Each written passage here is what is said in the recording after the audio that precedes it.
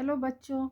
आज हम क्लास 5 का सबसे लास्ट चैप्टर अलग्योझा पढ़ेंगे। अलग्योझा का मतलब होता है अलग हो जाने की व्यथा, यानी घर का बंटवारा हो जाने का दुख। इसी को अलग्योझा कहते हैं। बच्चों, हमारे पहले के समय में सभी जॉइंट फैमिली में रहते थे, संयुक्त परिवार जिसको कहते थे। उसमें चाचा चाची, दादा दादी सभी रहते थे। पर जैसे जैसे समय बदल रहा है, लोग अकेले रहना पसंद कर रहे हैं और अब परिवार छोटा होता जा रहा है, टूटता जा रहा है और अब सिर्फ पति पत्नी और उसके 2 बच्चे ही रहते हैं। लोग अपने माता पिता को रखने से कतराते हैं और फैमिली में चाचा चाची या बड़े पापा, बड़े मम्मी ये सब नहीं रहते हैं, सब अलग अलग रहते हैं। इस कहानी में इसी बात को दिखाया गया है कि संयुक्त परिवार में रहने का क्या फ़ायदा है, क्या प्रेम है, क्या लगाव है, और हमें ऐसी मानसिकता नहीं पालनी चाहिए जिससे कि हमारा परिवार टूटे। तो ये कहानी महान लेखक मुंशी प्रेमचंद द्वारा लिखी गई है, उसका यह संक्षिप्त विवरण है। तो ये कहानी इस तरह से शुरू होती है। सबसे पहले दिखता है कि भोला महतो एक व्यक्ति था जो अपनी पत्नी के मरने के बाद दूसरी शादी कर लेता है। उस समय उसका एक ही बेटा था जो 10 साल का था। अब दूसरी बहू आ जाने पर, दूसरी माँ यानी सौतेली माँ आ जाने पर उस बच्चे का जीना दुश्वार हो गया। यानी वो माँ जो थी, वो उसका नाम था पन्ना, वो उसे बहुत सताती थी, दिन भर उससे सारा काम करवाती थी। लेकिन महतो जो है उसकी कभी बात नहीं सुनना चाहता था। 8 साल गुजर गए। धीरे धीरे वो बच्चा बड़ा हो गया, 18 साल का हो गया और एक दिन वो भोला महतो भी परलोक सिधार गया, यानी वो भी चल बसे, मर गए। अब वो बच्चा जो है बड़ा हो चुका था, लेकिन उसकी जो माँ थी वो विधवा हो गई थी। इस चित्र में आप देख रहे हैं। और पन्ना के 3 बेटे थे, केदार, खुन्नू और लक्ष्मण। यहाँ आप चित्र में देख रहे हैं, केदार, खुन्नू और लक्ष्मण। और सबसे छोटी बेटी थी झुनिया। इस तरह उसके 4 बच्चे थे जो सब छोटे छोटे थे, सभी छोटी उम्र के थे। सिर्फ वो रघु ही बड़ा था और अब पिताजी भी नहीं रहे, तो वो अनाथ हो गए थे। अब घर का सारा खर्च और कमाने वाला कोई नहीं था। अब पन्ना को लगने लगा कि रघु अब घर का सारा बोझ खुद उठाएगा, वो कमाएगा, शादी कर लेगा, अपनी पत्नी को घर ले आएगा और पन्ना से उसके सारे दुर्व्यवहार का बदला लेगा और उसके और उससे उसके बच्चों से वह घर का सारा काम करवाएगा। यही वो सोच सोच कर चिंतित हो रही थी। लेकिन भोला के मरने के अभी 1 महीना भी नहीं बीता था कि एक दिन पन्ना ने अपनी आँखों से देखा कि रघु जो है वो सभी बच्चों को खिला रहा है, माने रघु उन सभी बच्चों के साथ मज़े से खेल रहा है। उसे अपनी आँखों पर विश्वास नहीं हुआ कि क्या यह सच है? क्या रघु उससे और उसके बच्चों से नाराज़ नहीं है? उसने तो रघु पर बहुत अत्याचार किए थे, उसे कभी प्यार नहीं दिया माँ का। फिर उसने पूछा कि रघु से पूछा कि मैंने सुना है कि तुम गिरधारी से उसकी गाय खरीदने वाले हो। तब रघु ने जवाब दिया कि हाँ काकी, ये जो बच्चे हैं इनके अभी ही तो खाने पीने की उम्र है, वो गाय आ जाएगी तो इन बच्चों के लिए दूध का इंतजाम हो जाएगा। तब उसकी सौतेली माँ ने कहा कि पैसे पैसे कहाँ से आएंगे? तब रघु ने कहा कि मैं अपनी ये सोने की चेन बेच दूंगा। यह सुनते ही पन्ना को अपनी कानों पर विश्वास नहीं हुआ और उसे सब कुछ अजीब सा लगा सुनकर। कहाँ तो उसे रघु से तिरस्कार की आशंका थी, यानी वो सोच रही थी कि रघु उससे बदला लेगा, और कहाँ वो अपनी सोने की चेन बेचने की बात कर रहा है, वो भी बच्चों के लिए। पन्ना को खुद अपने ऊपर क्रोध आया। कितना अच्छा है रघु, उसे क्यों सताया था उसने। उसे पछतावा हो रहा था अपने व्यवहार पर और गुस्सा भी आ रहा था कि मैं कितनी खराब हूँ जो मैंने रघु के साथ इतना बुरा व्यवहार किया। इस तरह से 5 साल गुजर गए। रघु अब 23 साल का हो गया था। गांव में उसकी बड़ी इज्जत थी। फिर भी वह बिना पन्ना की अनुमति यानी बिना अपनी माँ की आज्ञा के कोई काम नहीं करता था। हर काम अपनी माँ से राय करके करता था। पन्ना के कहने पर उसने मुलिया से शादी तो कर ली, लेकिन अपनी पत्नी को घर नहीं लाया था। उसे डर था कि मुलिया घर आएगी तो पन्ना और बच्चों से अच्छा व्यवहार नहीं करेगी। उसे मालूम था कि मुलिया के आने के बाद घर में कलह हो सकता है। उसने पन्ना से कहा, बुलाना चाहती हो तो बुला लो, मगर फिर यह न कहना कि बीवी का गुलाम हो गया। पन्ना के जोर देने पर तीसरे दिन मुलिया घर आ गई, यानी रघु की पत्नी घर आ गई। पन्ना भी अब बदल चुकी थी। उसे अपने बेटे पर विश्वास था, इसलिए उसने बहू को घर बुला लिया।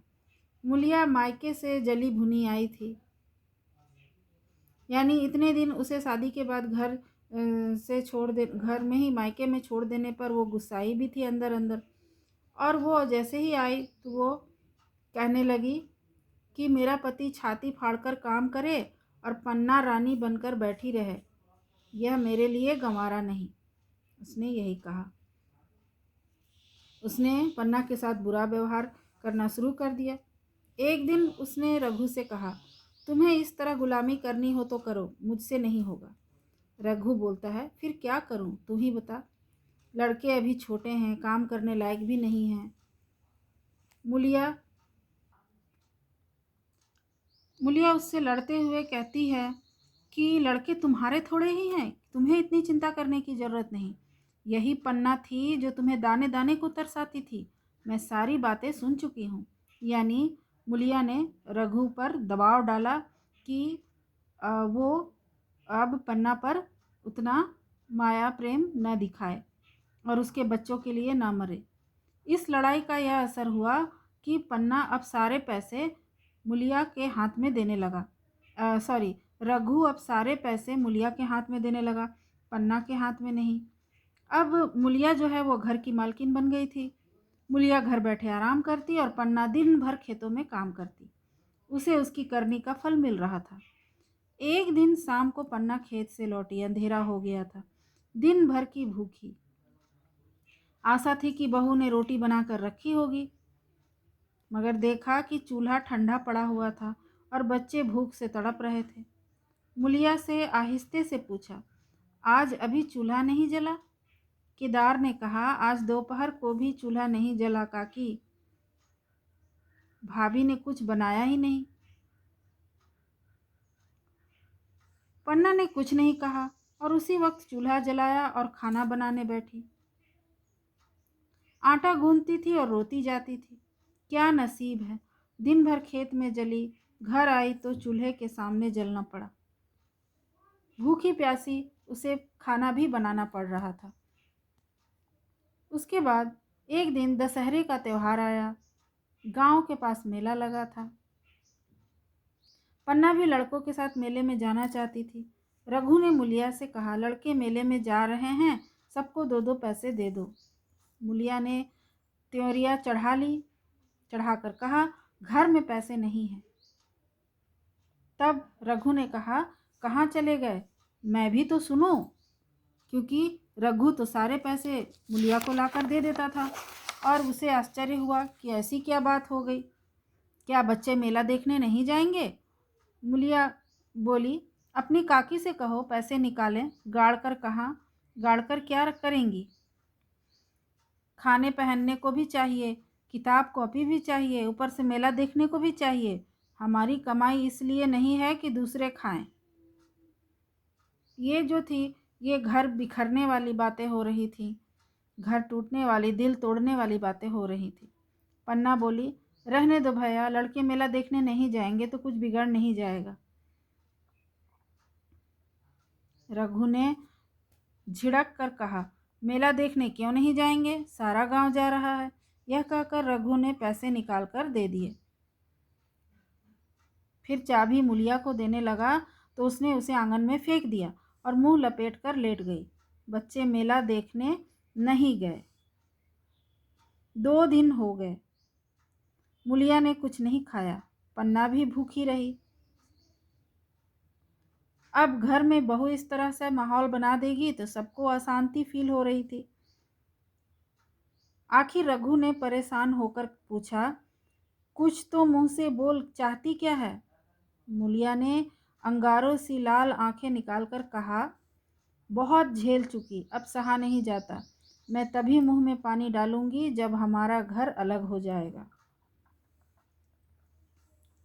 रघु को मानो बिजली गिरी हो।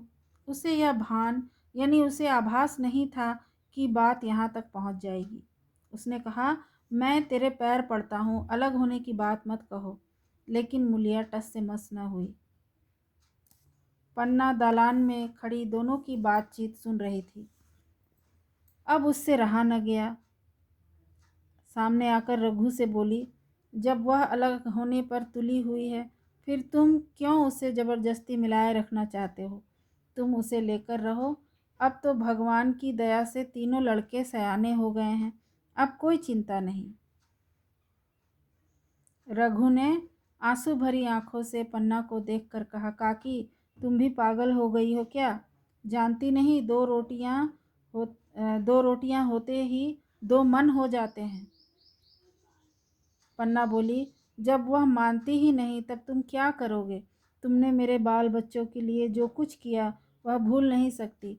तुमने इसके सिर पर हाथ न रखा होता तो आज न जाने कहाँ कहाँ भीख मांगते फिरते। ऐसा आभार प्रकट करते हुए पन्ना ने घर की लड़ाई को शांत करने के लिए, जो उसकी बहू कह रही है उसे मानने के लिए, रघु पर दबाव डाली और यह कहकर रोती हुई वहां से पन्ना चली गई। रघु वहीं मूर्ति की तरह बैठा रहा और आंखों से आंसू बहते रहे। इस तरह से एक घर अब दो घरों में तब्दील हो चुका था। 5 साल गुजर गए। इस तरह से घर अलग हो गया और 5 साल गुजर गए। रघु अब 2 लड़कों का बाप था। आंगन में दीवार खींच गई थी। बैल और खेत बट गए। केदार की उम्र अब 19 की हो गई थी। खेती का काम करता था। खुन्नू गाय चराता था। केवल लक्ष्मण अब तक मदरसे जाता था, मतलब स्कूल जाता था। पन्ना और मूलिया दोनों एक दूसरे की सूरत नहीं देखती। फिर भी मूलिया के दोनों लड़के पन्ना के पास ही रहते। उसके दो दो लड़के अब कमाऊ हो गए थे। इसकी तुलना में रघु अपने घर का अकेला था, वह भी दुर्बल, अशक्त और जवानी में बूढ़ा। चिंता से, दुख से वह बुढ़ापे की तरह उसका जीवन हो गया था। अभी आयु 30 वर्ष से अधिक न थी, लेकिन बाल खिचड़ी हो गए, कमर भी झुक गई थी। खेती उससे न हो पाती, फिर अच्छी फसल कहाँ से आती? कुछ ऋण यानी कर्ज भी हो गया था। वह चिंता और भी मारे डालती थी। आखिर एक दिन रघु का टिमटिमाता हुआ जीवन दीपक बुझ गया, यानी रघु भी मर गया। मूलिया का जीवन अंधकारमय हो गया। गांव वालों ने कहना शुरू किया, ईश्वर ने कैसा तत्काल दंड दिया। बेचारी मारे लाज के अपने दोनों बच्चों को लिए रोया करती। गांव में किसी को मुंह दिखा नहीं सकती। सारी खेती तहस नहस हो रही थी, क्योंकि रघु तो था नहीं, कौन संभालता। 13 के बाद एक दिन सवेरे ही वह दोनों बच्चों को लेकर खेत चली गई। खलिहान में धान की कटी फसल पड़ी थी। वह बच्चों को एक पेड़ के नीचे बैठाकर अनाज मारने लगी। बैलों को हाँकती थी और रोती जाती थी, मतलब वह खुद से खेती करने का कोशिश करने लगी। एकाएक छोटे बच्चे का रोना सुनकर उसने देखा तो बड़ा लड़का उसे चुप करा रहा था। उसी समय पन्ना दौड़ी आई और छोटे बालक को गोद में उठाकर प्यार करती हुई बोली, लड़कों को मुझे क्यों न दे आई बहू। हाय हाय, बेचारा धरती पर पड़ा लौट रहा है। क्योंकि पन्ना उसकी दादी थी, इसलिए उसे बच्चों से बड़ा लगाव था। मूलिया ने कहा, तुम्हें भी तो छुट्टी नहीं थी अम्मा, क्या करती? पन्ना, तो तुझे यहाँ आने को ऐसी क्या जल्दी थी? 3 लड़के तो हैं, फिर किस दिन काम आएंगे? जब से भैया मरे हैं, केदार को बड़ी चिंता हो गई है। परसों रोटी खाने को बुलाने गई तो मड़ैया में बैठा रो रहा था। पूछा, क्यों रोता है? तो बोला, अम्मा, भैया इसी अलगयोझा के दुख से मर गए, यानी घर के अलग होने, घर के फूट जाने के दुख से भैया मर गए। नहीं तो उनकी अभी उम्र क्या थी। मूलिया की आंखों में आंसू जारी थे। आज पहली बार उसे अपनी स्वार्थपरता पर लज्जा आई। उसे अपनी गलती का एहसास हुआ। पहली बार आत्मा ने अलगयोझा पर धिक्कारा, मतलब घर को अलग करने की गलती पर उसे शर्म आ रही थी, पछतावा हो रहा था। इस घटना को 5 साल गुजर गए। पन्ना आज बूढ़ी हो गई है। केदार घर का मालिक है, मूलिया घर की मालकिन है। खुन्नू और लक्ष्मण के विवाह हो चुके हैं मगर केदार अभी तक कुंवारा है। कहता है मैं विवाह नहीं करूँगा। कई जगहों से बातचीत हुई, कई सगाइयाँ आई, पर उसने हामी न भरी। पन्ना केदार के मन की बात समझ गई। उसी दिन उसने मुलिया से कहा, केदार का घर भी बस जाता तो मैं निश्चिंत हो जाती। मुलिया, ये तो शादी करने को राजी ही नहीं है। पन्ना कहता है, ऐसी औरत मिले जो घर में मेल से रहे तो कर लूँ। मुलिया, ऐसी औरत कहाँ मिलेगी, कहीं ढूंढो। पन्ना कहती है, मैं तो ढूंढ लिया है, न जाने वह मानेगी कि नहीं। मुलिया, मानेगी क्यों नहीं अम्मा, ऐसा सुंदर कमाऊ सुशील वर और कहाँ मिल सकता है। कहाँ रहती है, मैं जाकर उसे मना लूँगी। पन्ना कहती है, बता दूँ, वह तू ही है, तेरे सिवा कोई और उसे भाती ही नहीं। डर के मारे कहता नहीं, पर उसके मन की बात मैं जानती हूँ। शोक से मुरझाया हुआ मुलिया का पीला चेहरा कमल की भांति खिल उठा। 10 वर्षों में जो कुछ खोया था वह इसी क्षण मानो ब्याज के साथ मिल गया और इस तरह से टूटा हुआ घर जुड़ गया। धन्यवाद।